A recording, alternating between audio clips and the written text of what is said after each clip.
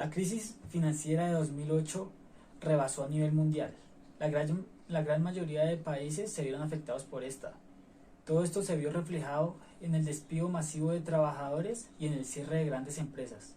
Esta crisis tuvo diversas causas, pero lo que se ha identificado popularmente como la principal fue la crisis hipotecaria.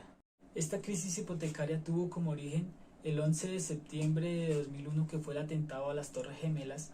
El Banco de la Reserva Federal mantuvo bajas las tasas de interés para poderle dar un impulso a su economía. Por su parte, los bancos, frente a su liquidez existentes, se volvieron cada vez más creativos y trataron de mejorar sus métodos para reducir los requisitos a la hora de otorgar créditos a las personas. Este banco, entre otros, estaba respaldado económicamente por fondos de pensiones que tenían miles de millones de dólares acumulados, y que, al igual que los extranjeros, estaban en busca de nuevas oportunidades de inversión. Los extranjeros invirtieron grandes flujos de recursos económicos a la economía del mercado de Estados Unidos, y las convertía en créditos hipotecarios. En este contexto se vendieron muchos créditos hipotecarios, muchos de ellos sin el respaldo apropiado, que luego se vendieron como derivados a intermediarios financieros, no solo de Estados Unidos, sino también de Asia y Europa. Cuando los precios de los bienes inmobiliarios disminuyeron y los créditos hipotecarios cesaron de pagarse como regularmente venían haciéndose, esta burbuja financiera que se había creado estalló, explotó, llevándose consigo no solo los precios de los bienes que abarca esta rama, sino también a todo el sistema financiero, por la vinculación que existe entre estos activos financieros.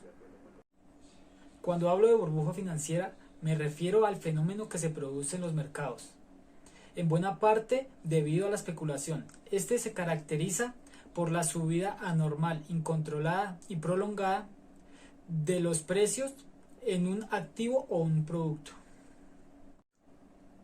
Este proceso especulativo lleva a nuevos compradores a comprar con el fin de vender a un precio más alto en el futuro, lo que provoca una subida continua y alejada de la base inicial.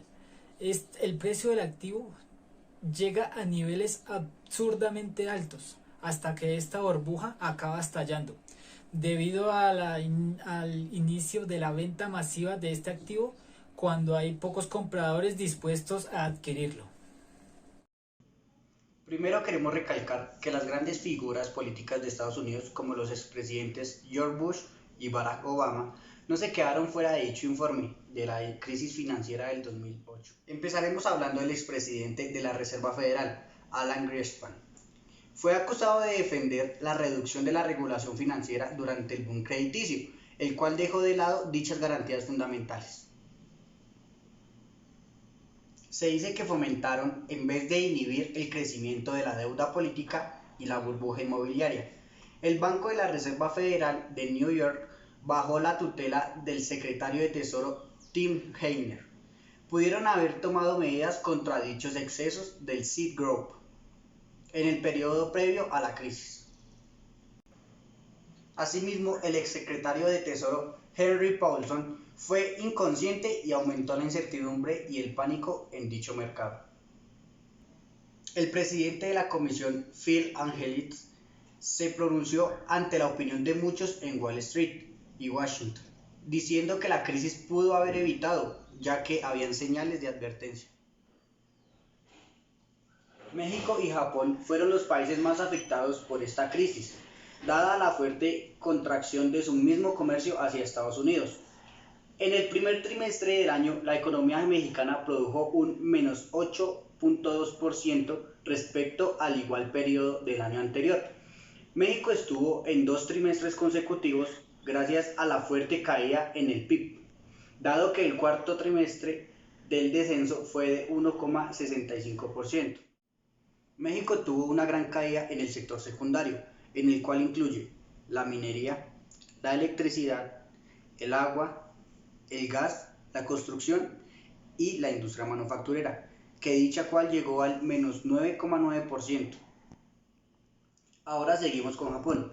Pese a que Japón no ha sido víctima de una crisis financiera tan grande, el efecto de dicha crisis del 2008 fue la primera crisis que llegó a tocar Japón, ya que Japón, por ser una nación nipona de un poderoso exportador de productos asiáticos, su caída en exportaciones llegó al 11,8% en el primer trimestre.